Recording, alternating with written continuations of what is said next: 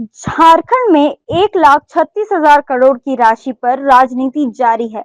हेमंत सरकार लगातार केंद्र पर 1,36,000 करोड़ की बकाया राशि देने का दबाव बनाए हुए है।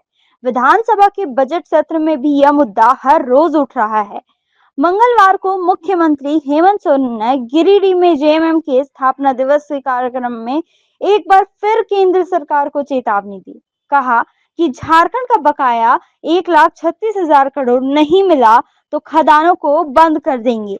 एक छटाक भी यहां से खनिज ले जाने नहीं दिया जाएगा। पैसा आएगा कहां से, उसका भी व्यवस्था कर रहे हैं। अभी तो एक ही डंडा चला है, अभी वो डंडा का भी असर मिलेगा। अभी कोयला खदान सब यहां पर जितना भी चलता है भारत सरकार उपक्रम का, उस उपक्रम से अभी हमको 1,36,000 करोड़ रुपया मिलेगा। नहीं देगा कोर्ट में ले जाकर के वहां से हम लोग फैसला लेकर के उनसे, नहीं तो इनका खदान भी बंद करने का काम करेंगे। वहीं मुख्यमंत्री के बयान के बाद बजट सत्र के 7वें दिन सदन की कार्यवाही शुरू होने से पहले कोयला बकाया राशि का मुद्दा फिर से गरमाया। आज सदन के बाहर सत्ता पक्ष और विपक्ष के विधायक कोयला पर आरोप प्रत्यारोप करते हुए दिखे। हमारा बकाया राशि है तो दे। आप सोच लीजिए, हद इस बात तक है कि मनरेगा का मटेरियल पेमेंट नहीं आता था तो हम लोग समझते थे कि कुछ समय तक इंतजार करना है, लेकिन वेजेस का पैसा, वेजेस का, मजदूरों का पैसा आज करीब 400 करोड़ के आसपास बकाया है। इसकी क्या वजह हो सकती है? तो इन सब चीजों पर केंद्र को जब सवाल करो या जो सच्चाई हम लोग सामने रखते हैं तो फिर भाजपा का भ्रम फैलाने वाला तंत्र, अफवाह फैलाने वाला तंत्र सक्रिय हो जाता है। हमको नहीं दे रहा था, हम राज कैसे चलाएंगे?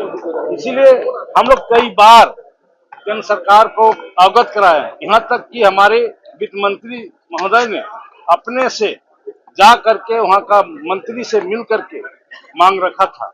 उसका बावजूद भी अगर हमारी बातों को नजरअंदाज कर देता है केंद्र सरकार, तो निश्चित तौर पर हमारा पार्टी के भी हमारे कार्यकारी अध्यक्ष हैं, राज्य का माननीय मुख्यमंत्री है, उसका जैसे निर्देश अनुसार हम यहाँ झारखंड मुक्ति मोर्चा एक सरकार एक पैर में खड़ा होकर काम करेंगे। तो क्या कीजिएगा आगे का? क्या कुछ भी कर सकते हैं, जैसे आदेश कुछ भी कर सकते हैं। हमारी संगठन और महागठबंधन का जो निर्देश होगा उसका अनुरूप महागठबंधन भी काम आंदोलन में उतर जाएगी और झारखंड मुक्ति मोर्चा चाहे कोयला रोकना पड़े, चाहे आर्थिक नाकाबंदी करना पड़े। माननीय विधायक सरजू राय जी का इसी से संबंधित एक प्रश्न आया था।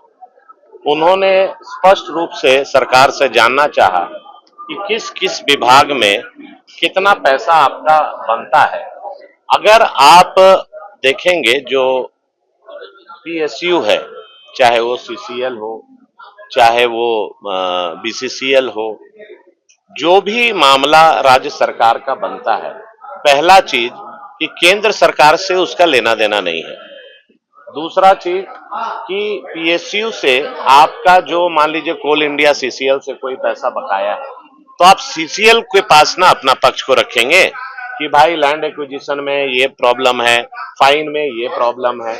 बोले ऐसे कहने से इतना बाकी नहीं होगा ना, तो कुछ भी बोल देने से नहीं होगा। और दूसरी बात है कि इसका मतलब कि ये ड्यू है कि वर्तमान है कि क्या है, कैसे हो, तो डिटेल है सो इनको बताना चाहिए।